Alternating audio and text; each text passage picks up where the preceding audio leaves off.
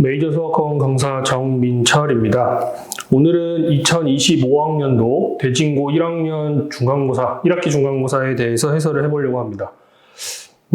일단 아마 시험을 대체적으로 학생들이 많이 어렵다라고 느꼈을 텐데 또 신기한 거는 많이 봤던 문제다라고 생각을 했을 겁니다. 전체적인 문제 자체가 부교재에서 굉장히 많이 출제가 되었고 문제 자체는 익숙하긴 한데 막상 문제를 풀다 보면은 계산 과정이 워낙 복잡하게 나오던가 아니면은 물어보는 문제에서 마지막에서 이제 우리가 원래 알던 문제랑은 좀 다른 조건으로 문제를 물어본다던가 하면서 문제마다 시간이 굉장히 많이 걸렸을 겁니다. 그래서 시간이 걸리다 보니까 아마 학생들이 많이 당황해서 문제를 풀었을 거고 그래서 시간 부족도 많이 느꼈을 거고 당연히 첫 시험인데 긴장도 많이 했을 테니 더 어렵게 느껴졌을 거라고 생각을 합니다.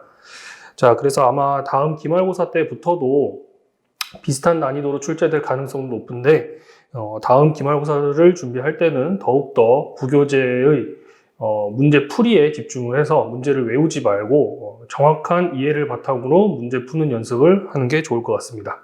자, 그러면 해설은 객관식 17번 문제를 해보도록 하겠습니다.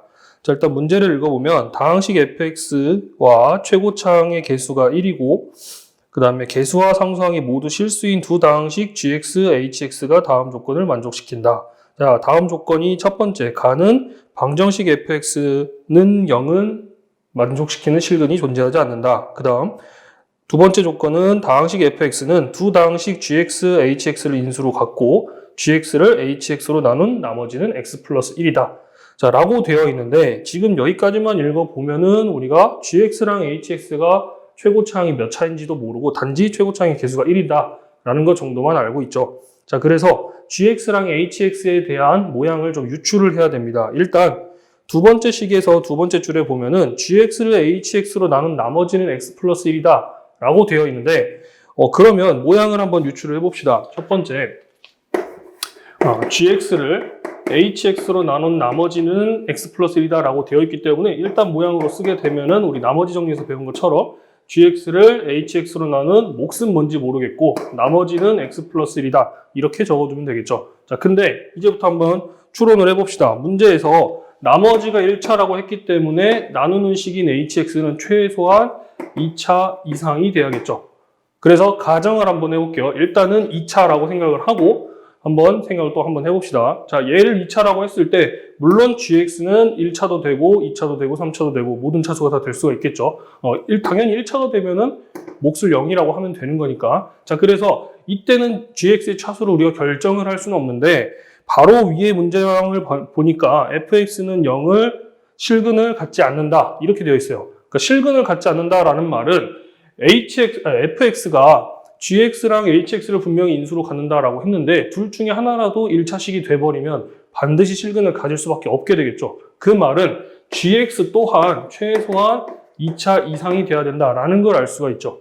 자, 근데 hx랑 gx랑 둘 다 분명히 fx의 인수다라고 얘기를 했는데 우리는 가정하기를 이 hx도 2차라고 가정을 해놨죠. 그러니까 곱해서 4차가 되기 위해서는 gx 또한 그냥 2차가 될 수밖에 없다라고 생각할 수가 있겠죠. 자, 이게 아니면 만약에 hx가 이제 3차 이상이다 라고 생각을 하게 되면 뭐 예를 들어서 그냥 3차라고만 생각을 해봐도 그렇게 되면은 우리 fx식에서 최고차항이 4차이기 때문에 결론적으로 gx는 1차가 돼야 되는데 아까도 말했지만은 실근을 갖기 위해서는 얘는 1차가 될 수가 없죠. 자, 그렇기 때문에 더 이상의 다른 모양은 만들어질 수 없다라는 걸 알 수가 있겠죠. 자, 그래서 일단 지금 이 두 문장을 통해서 gx랑 hx랑 둘 다 2차식이다라는 걸 알고 시작을 해야 됩니다. 자, 그 다음 그럼 이제 모양을 알았으니까 모양을 잡아놓고 시작을 해야겠죠. 자, 그래서 우리는 hx의 모양을 잡아놓고 할 겁니다. 왜냐하면 표현 자체를 hx라고 해놓고 그 gx가 hx로 표현이 될 거기 때문에 그렇게 한번 생각을 해봅시다. 자, 그럼 hx는 x제곱 플러스 1차항의 개수도 모르고 상수항도 모르는 상태니까 이렇게 놔둡시다. 자, 근데 다시 돌아와 보면은 hx랑 gx랑 둘 다 분명히 2차라고 했는데 둘 다 최고차항의 개수는 1이기 때문에 어차피 몫은 1이겠죠. 자, 그러면 결국 gx라는 애는 hx에다가 아까 나왔던 나머지 x 플러스 1을 더한 형태다 라고 식을 써놓으면 되겠죠. 그래서 gx는 x제곱 플러스 m 플러스 1의 x, 그 다음 플러스 n 플러스 1. 자, 이런 모양으로 만들 수 있다라는 걸 알 수가 있죠.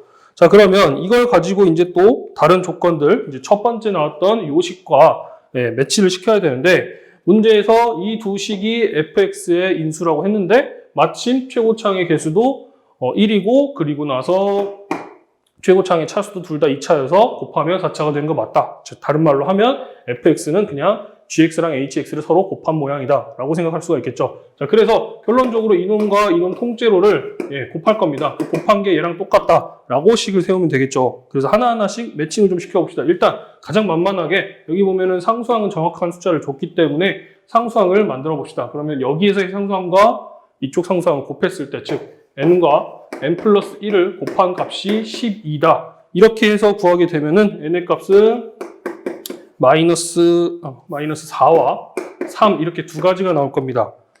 맞죠? 자, 그 다음 두 번째 이제는 하나씩 맞춰볼게요. 일단 x 세제곱, 즉 세제곱 항은 여기서 2차, 1차 곱할 때랑 1차, 2차 곱할 때의 개수들이 될 거기 때문에 그러면 m 플러스 1 하나, 그 다음 또 여기서 이렇게 곱하게 되면 m 하나 이렇게 정리한 게 결국 여기서의 3차항의 개수인 a 더하기 b 이렇게 될 거고요.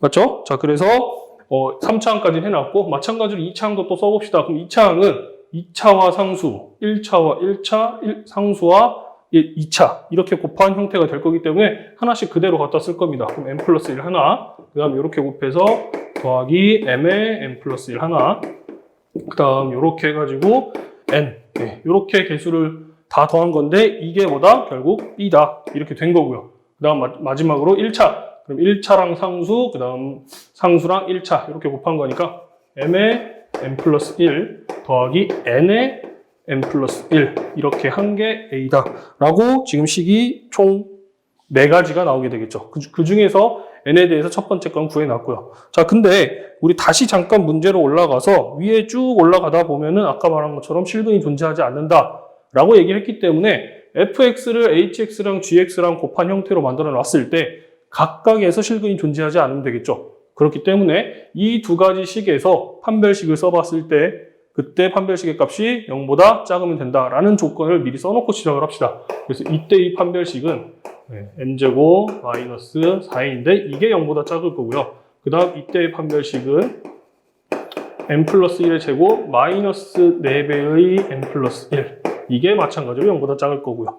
자, 그래서 결론적으로 말하자면은 이 식 3개와 여기 n의 값 구하는 것까지 해서 연립을 하게 되면은 m과 n의 쌍이 나올 텐데 이 조건 2개를 만족하는 m과 n이 뭐냐라고 찾아보게 됩니다. 자, 그래서 첫 번째는 n이 3이다 라고 가정을 해놓고 문제를 풀어보면은 이 식을 여기 a, b를 연립하는 모양으로 해서 좌변에 쭉 갔다. 그러니까 얘네 둘을 더한 게 이 식과 같다라고 해놓고 n의 값을 대입해서 m의 값을 찾아보면 그때 m의 값은 똑같이 마이너스 3 이렇게 나올 겁니다.